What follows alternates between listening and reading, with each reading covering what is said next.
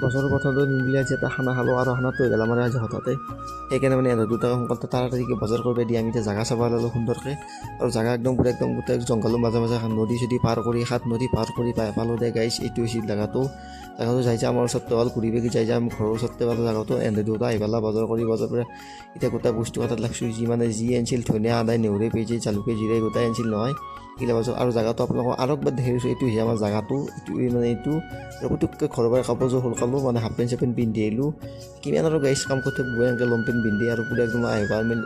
আহি পাই কিনে দেখিলোঁ গোটেই একদম ভাজা চাজা বহি দিছে আৰু গোটেই মই কাম কৰি আছে এনেকৈ লাগি জুগি আছে আৰু কিবাকৈ তাৰপিছত মাংস এক কেপচিঙে চেপচিঙে কাটি ভাজা হ'লে দে গাইছ। তাৰপিছত মাংস ভাজি থাকিব মাংসটো পিছৰ কথা আৰু এনেকৈ কাম চাম কৰিছিলে ভাগৰ লাগিছে আৰু বহুত দেৰি হৈছে সেইকাৰণে মানে কি এটা ডিমে খাই দিলোঁ গোটা মই ডিমে চেলালোঁ এইটো সেইটো মূৰত ভাঙি ডিমে চেলাই দিছোঁ আৰু বহুত সময় ৰখাৰ পিছত কিবাকৈ একটা আঞ্জাখন হৈছে দেই আৰু এতিয়া ভাতটো খাই দিওঁ সুন্দৰকৈ কিন্তু গৰুৱানৰ টাইম হৈছে কিন্তু এতিয়া আমি ভাত খাব গৈছোঁ আৰু গোটেই ৰাতি হৈ গ'ল আৰু ভিডিঅ'টো